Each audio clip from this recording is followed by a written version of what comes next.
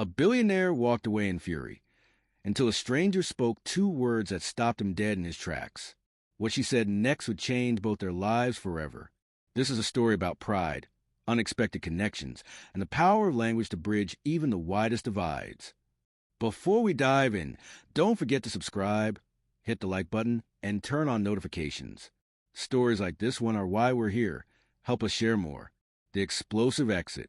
The ballroom of the St. Regis Hotel shimmered under the glow of 1,000 crystal lights, its marble floors reflecting the polished shoes and designer gowns of New York's elite. The annual Global Horizon Charity Gala was in full swing, a spectacle of wealth, influence, and carefully curated appearances. Waiters in crisp tuxedos glided between guests, balancing trays of Dom Perignon and caviar-stuffed blinis. The air hummed with laughter, whispered deals, and the unspoken competition of who mattered most. At the center of it all, Kareem Al-Mansouri stood like a storm waiting to break. Tall, broad-shouldered, and dressed in a bespoke charcoal suit with subtle Arabic embroidery along the cuffs, he was impossible to ignore. His presence commanded attention, not just because of his reputation as a self-made billionaire from Dubai, but because of the way he carried himself, like a man who had clawed his way to the top and would not be disrespected. And yet, that was exactly what just happened.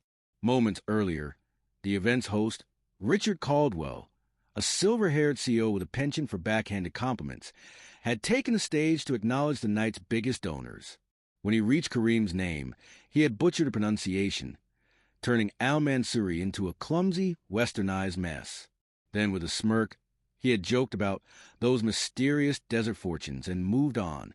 The crowd had chuckled politely. Kareem had not. His jaw tightened.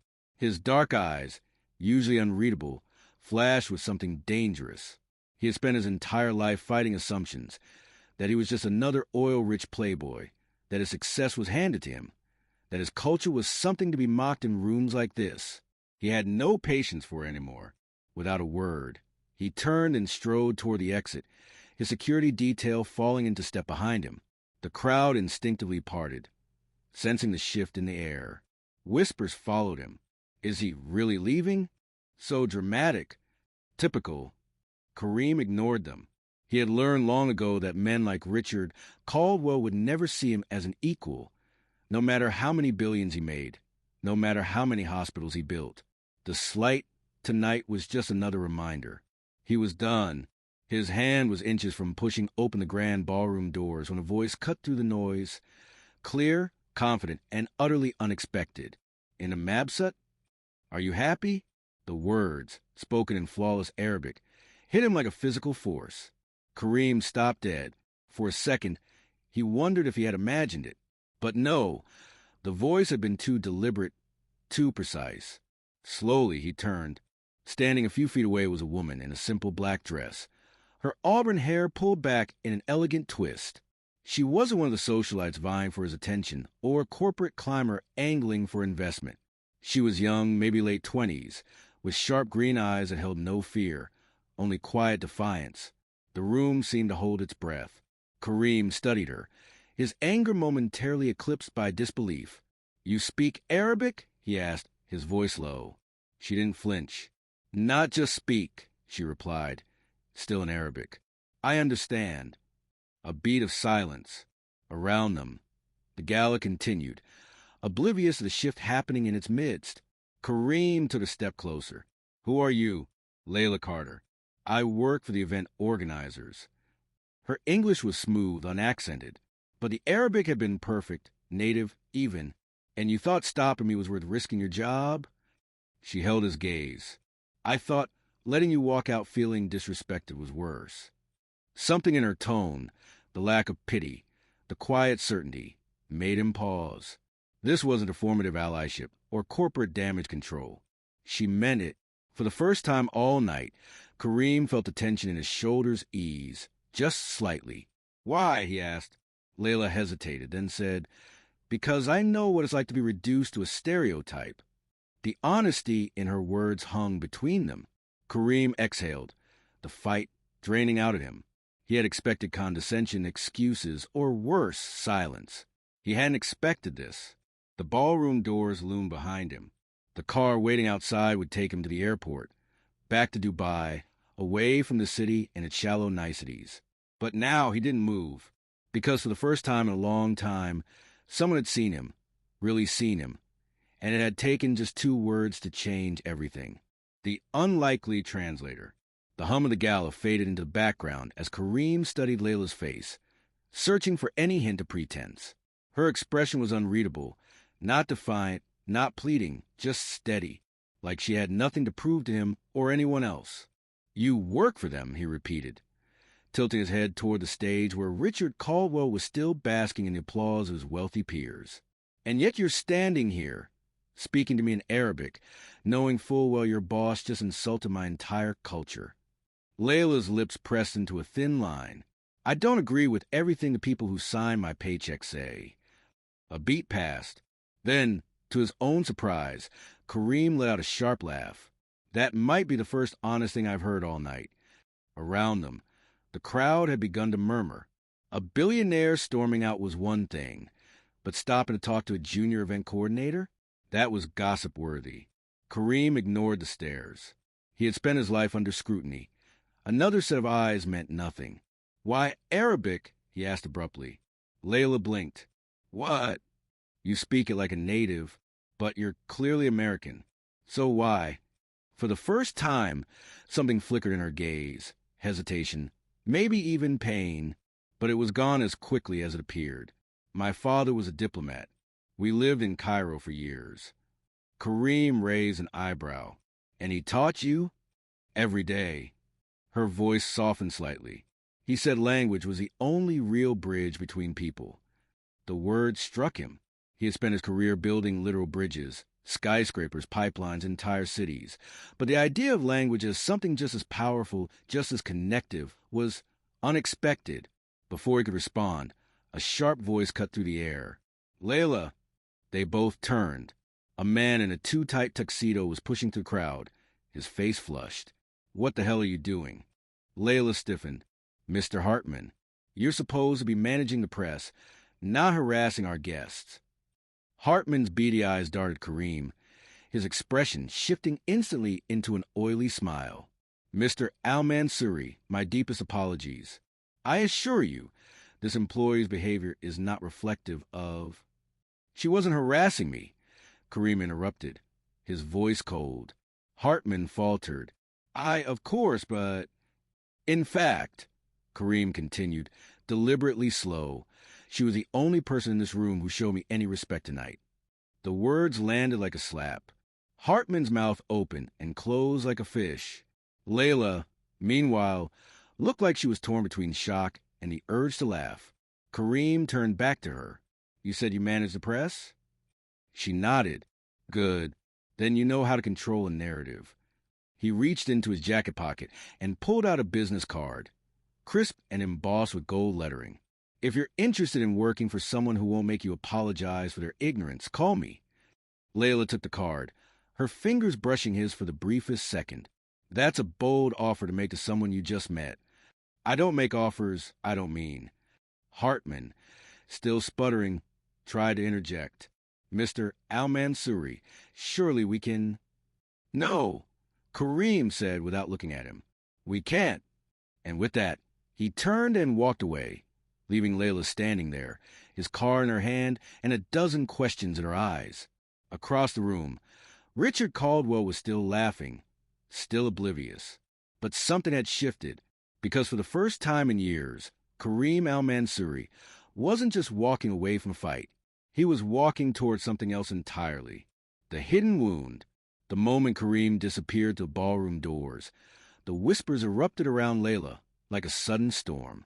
She could feel the weight of stares, some curious, some hostile, burning into her skin. Hartman's face had turned an alarming shade of purple. "My office. Now," he hissed through clenched teeth before storming off. Layla exhaled slowly, her fingers tightening around the business card in her palm. The embossed letters seemed to pulse against her skin. Kareem Al-Mansuri, chairman until Al-Mansuri Group. She had half a mind to crumple it, to pretend this night never happened. But something stopped her. Maybe it was the way Kareem had looked at her. Not with pity, not with a thinly veiled condescension she'd grown used to in these circles, but with something resembling respect. Or maybe it was a memory of her father's voice years ago, telling her, "The truth is a weapon, Habibti, but only if you're brave enough to wield it." She slipped the card into her clutch and followed Hartman. The elevator ride to the executive offices was suffocating. Hartman didn't speak, but his silence was louder than any rant. When the door slid open, he marched down the hallway, his polished shoes clicking against the marble like a ticking time bomb. Inside his office, he whirled on her. What the hell was that? Layla didn't flinch. That was me doing my job. Your job is to keep donors happy, not to... To what? She interrupted. Call out racism when I see it. Hartman's jaw tightened. Richard Caldwell is one of our biggest supporters. You embarrass him in front of... He embarrassed himself, Layla shot back. And he embarrassed this organization. Or did you miss the part where Al Mansouri was about to walk out over it? Hartman's nostrils flared. You're lucky you're not being fired on the spot. But I'm not, am I? Layla tilted her head, the realization dawning. Because Kareem Al Mansouri just publicly defended me. And now you're afraid if you fire me, he'll pull his funding anyway. A muscle twitched in Hartman's temple. Bingo! For a long moment, they stared each other down. Then Hartman exhaled sharply and dropped into his chair. Get out of my office. Layla didn't need to be told twice. The night air hit her like a slap as she stepped outside the hotel. New York glittered around her. Taxis honking, crowds laughing. The city alive in a way that felt almost mocking after the gala's stifling pretenses. She pulled out her phone, hesitated, then dialed a number she hadn't called in months. Her older brother, Daniel, picked up on the third ring. Layla, you okay? The concern in his voice undid her. She sagged against a lamppost. I think I just blew up my career. A pause. Then dryly again, she huffed a laugh. This time it was a billionaire's fault. Naturally, she could hear the smirk in his voice. Tell me everything. And she did. The gala, the insult, the way Kareem had looked at her, like she was the only person in the room who mattered. When she finished, Daniel whistled. So, you gonna call him? Layla glanced down at the business card, still clutched in her hand. I don't even know what he's offering. Sounds like a chance to find out. She chewed her lip. What would Dad say? Daniel's voice softened. He'd say you spent your whole life playing by other people's rules. Maybe it's time to make your own. The words settled over her like a mantle. Across the street, a sleek black car idled at the curb. A driver stood beside it, his gaze fixed on her. Waiting. Layla's breath caught. Because tucked under the windshield wiper was a single white card, its gold lettering gleaming under the streetlights. Al Mansouri. The driver met her eyes and nodded once. A choice. A beginning. Layla tightened her grip on the phone.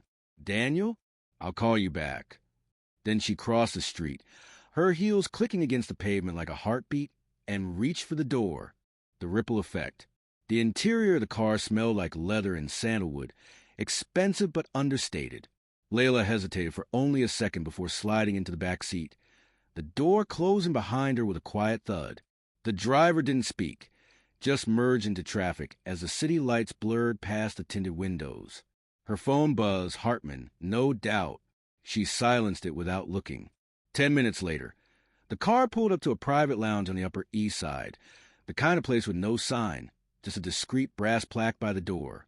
The driver held it open for her, and she stepped inside, her pulse quickening. The space was all low lighting and deep velvet couches, the air thick with the murmur of hushed conversations and the clink of ice in crystal glasses. And there, in a secluded corner booth, sat Kareem Al Mansouri. He looked up as she approached, his dark eyes unreadable. You came. You left me a card, she countered. I left you a choice. He gestured to the seat across from him. Sit. She did, smoothing her dress beneath her as a waiter appeared with 2 glasses of amber liquid. Whiskey, neat. Kareem took his but didn't drink, just swirled it slowly. Hartman didn't fire you, he said after a beat. It wasn't a question. Layla arched a brow. You sound sure. I am. He took a sip, because if he had, you wouldn't have been allowed to walk out of that hotel alone. The implication hung between them. He'd been watching. She should have been unnerved. Instead, she felt something dangerously close to exhilaration. "Why?" she asked. "Why what?" "Why me?" She leaned forward. "You could have walked out tonight and never thought about that gala again. Why stop? Why this?"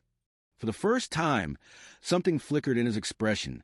Not anger, not calculation, but something raw.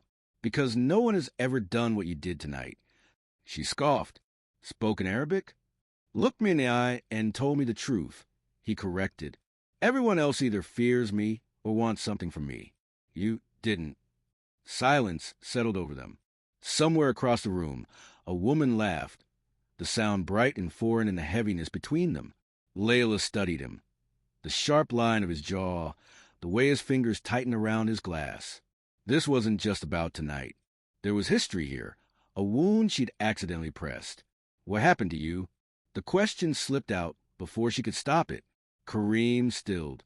Then quietly, "The same thing that happened to you, I imagine." She froze. "You think I didn't recognize it?" He set his glass down with a soft click. "The way you flinched when Caldwell made that joke. The way you looked at me, like you knew exactly what it felt like to be reduced to a stereotype." Layla's throat tightened. Cairo flashed in her mind. The whispers, the stares, the way, even after years of perfecting the language, they'd still called her Al-Ajnabiyya, the foreigner. Kareem watched her, his gaze piercing. "You left the Middle East, but it never left you." The accuracy of it stole her breath. Before she could respond, his phone buzzed. He glanced at it, his expression hardening. Caldwell just released a statement. Layla's stomach dropped. What kind of statement? Kareem turned the screen toward her. The headline glared back. "Global Horizons apologizes for misunderstanding at Gala, confirms continued partnership with Al-Mansouri Group." Beneath it, a quote from Hartman. "We regret any unintended offense and value our long-standing relationship with Mr. Al-Mansouri." Layla's nails dug into her palms. "Unintended offense," she repeated, the words ashing her mouth. Kareem's smile was razor-sharp. "Your move, Layla Carter." She met his eyes. "What do you want me to do?" "What you do best," he said simply. "Tell the truth." Her phone buzzed again, a notification. Twitter. Instagram. The video was already going viral. Her, standing in the ballroom, speaking Arabic to Kareem. Her, being pulled aside by Hartman. Her, walking out with his card in her hand.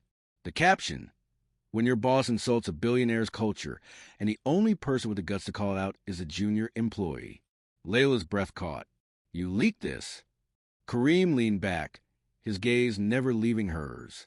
"I don't leak," he said mildly. "I start earthquakes." Outside, the first sirens wailed. The press had arrived. And just like that, the game changed. The unexpected alliance. The lounge's heavy door burst open, and the first wave of reporters flooded in, cameras flashing like lightning. Layla instinctively recoiled, but Kareem's hand shot out, gripping her wrist with surprising gentleness. "Don't move," he murmured, his voice low enough that only she could hear. "Let them see you." For a heartbeat, she hesitated. Then she straightened, lifting her chin as the chaos swirled around them.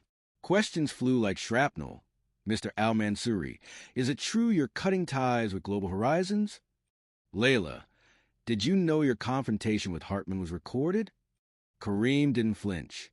Instead, he stood, pulling Layla up beside him with effortless authority. The room fell silent. "Yes," he said, the single word cutting through the noise. "I am terminating all partnerships with Global Horizons, effective immediately." Gasps rippled through the crowd.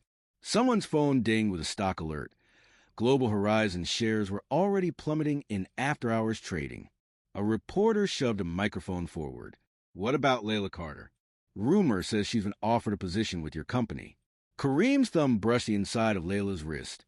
A silent question. This was it, the moment to choose. She stepped forward.